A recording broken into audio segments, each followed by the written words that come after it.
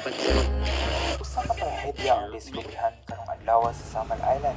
Diin sa papatay nga balyena ang nidagsat sa baybag sa barangay Tapok. Ang mga eksperto pingon nga ang patay nga balyena napunog sa plastik nga basura sulod sa iyang tiyan na maulis na sa inunggan sa kamatay ini. Kini maong makaalarma nga insidente ng kinahanglan ug aksyon gikan sa Department of Environment and Natural Resources or DNR ug lokal gobyerno sa Samal. Usab sa mga